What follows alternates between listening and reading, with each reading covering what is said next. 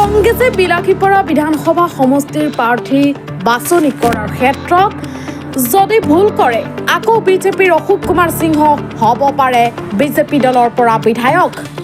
দ্বিতীয়খন তালিকা সাজু কৰিছে কংগ্ৰেছে।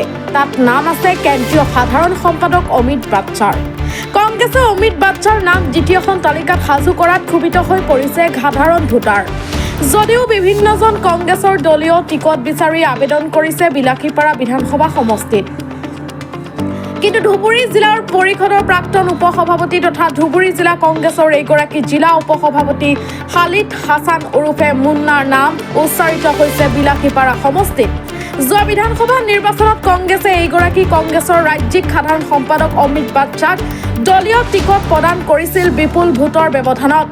বিজেপিৰ এইগৰাকী বিধায়ক অশোক কুমাৰ সিংহীৰ হাতত পৰাস্ত হৈছিল।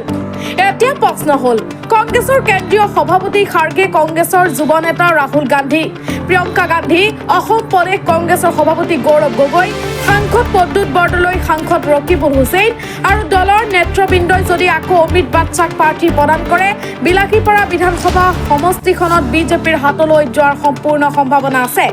ইপিনে কংগ্ৰেছৰ দলীয় প্ৰাৰ্থী হিচাপে আবেদন কৰাৰ আশাবাদী প্ৰাৰ্থীসকলে গুৱাহাটীৰ কংগ্ৰেছৰ ৰাজীৱ ভৱন আৰু দিল্লীত অমিত বাট্টাৰ টিকটৰ বিৰোধিতা কৰি বাহৰ পতাৰ বাতৰি আমালৈ আহিছে। বিলাসীপাৰা ভোটাৰে বিচাৰে খালিদ হাছান ওৰফে মুন্নাক। ইপিনে গৌৰীপুৰ বিধানসভা সমষ্টিত বিধায়ক আব্দুছ সুবাহান আলী চৰকাৰে প্ৰাৰ্থিত্ব পোৱাৰ পিছত কংগ্ৰেছত লাগিছে বৃহৎ গৃহ কন্দল। ইপিনে গৌৰীপুৰত এইগৰাকী কংগ্ৰেছৰ টিকটৰ পৰা বঞ্চিত হোৱা আশাবাদী প্ৰাৰ্থী আবুল মিয়াই নিৰ্দলীয় হিচাপে প্ৰতিদ্বন্দ্বিতা কৰিব বুলি ইতিমধ্যে ছ'চিয়েল মিডিয়াত ঘোষণা কৰিছে। লগতে ভোটাৰক ছত্ৰভংগ হ'বলৈ আহ্বান জনাইছে। গৌৰীপুৰৰ পৰা চাহাবুদ্দিন মোল্লাৰ ৰিপৰ্ট, আছাম ৰিপৰ্ট লাইভ।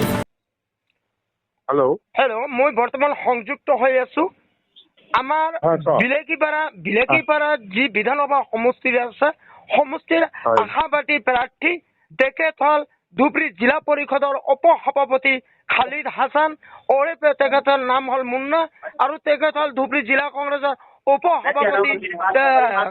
তেখেতৰ মই সংযুক্ত হৈ আছো। আচ্ছা দাদা, যিহেতু আমি দেখা পাইছো যে কংগ্ৰেছ দলৰ পৰা ইতিমধ্যে 42জন প্ৰাৰ্থীৰ তালিকাখন ঘোষণা কৰিছে দলৰ হাইকমাণ্ডে, আৰু দ্বিতীয় এখন তালিকা তেখেতে প্ৰস্তুত কৰিছে। তাতে কিন্তু বিলাসীপাৰা অমৃত বাট্টাৰ নাম আহিছে, আমি ইতিমধ্যে গম পাইছো।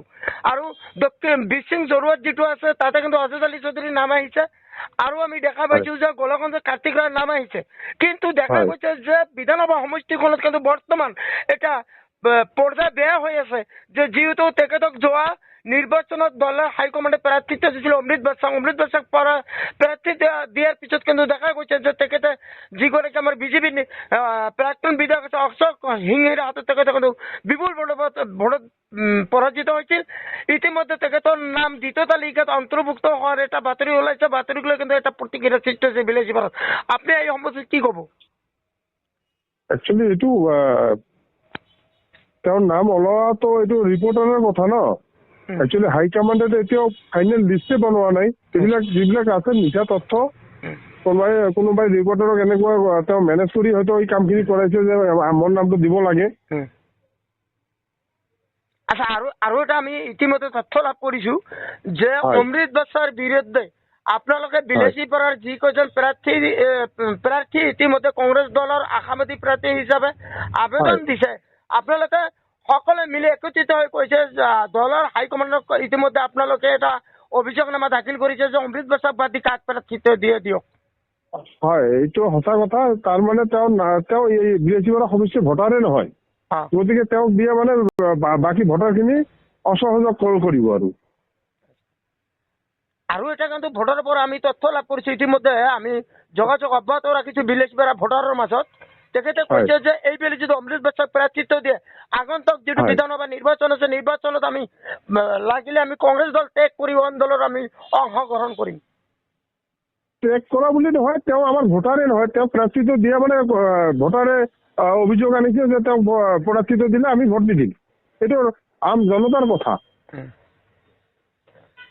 আচ্ছা, অমৃত বাট্টাই কিন্তু সঘনে কৈ আছে যে মোৰ প্ৰাৰ্থিত্ব খাটাং।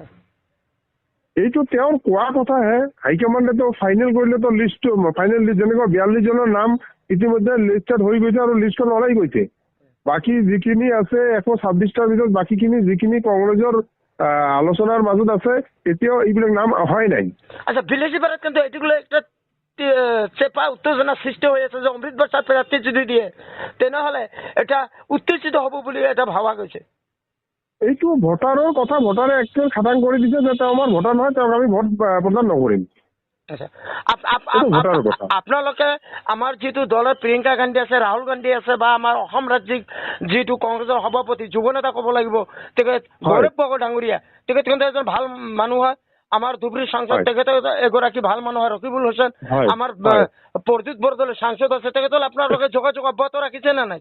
ইতিমধ্যে যোগাযোগ অব্যাহত ৰাখিছে আৰু ইতিমধ্যে এখন মেম্বাৰৰ নামো দিয়া হৈছে যে বিলেসিপাড়াৰ অন্তৰ্ভুক্ত ভোটাৰ নোহোৱা মানুহক যদি প্ৰাৰ্থিত্ব দিয়া হয় ৰাইজে তাৰ বিৰোধিতা কৰিব। আপোনালোকে দলৰ পৰা কি আশ্বাস প্ৰদান কৰিছে? ইতিমধ্যে দলৰ পৰা আশ্বাস এইটো প্ৰদান কৰিছে যে আমাৰ বিলেসিপাড়া 10 নং বিলেসিপাড়াৰ অন্তৰ্ভুক্ত যিসকল ভোটাৰ আছে তেওঁলোকৰ পৰা প্ৰাৰ্থিত্ব দিয়া হ'ব। ঠিক আছে, আপোনাক ধন্যবাদ জ্ঞাপন কৰিছো খালিদ ডাঙৰীয়া। আপুনি যিহেতু আপুনি ক'ব লাগিব আপুনি এগৰাকী যোগ্য নেতা হয়, আমি জানো আপুনি ধুবুৰী জিলা পৰিষদৰ প্ৰাক্তন এগৰাকী উপসভাপতি হয়, প্লাছ আমাৰ যিটো ধুবুৰী জিলা কংগ্ৰেছ আছে জিলা কংগ্ৰেছৰ উপসভাপতি হয়। আপোনাৰ এটা মান সন্মান আছে, আপোনাৰ ভাৰসাম্য এটা আছে। আমি আপোনাক আকৌ লগ পাম, আপোনাৰ পৰা আকৌ আমি সবিশেষ তথ্য জানিবলৈ আমি চেষ্টা কৰিম।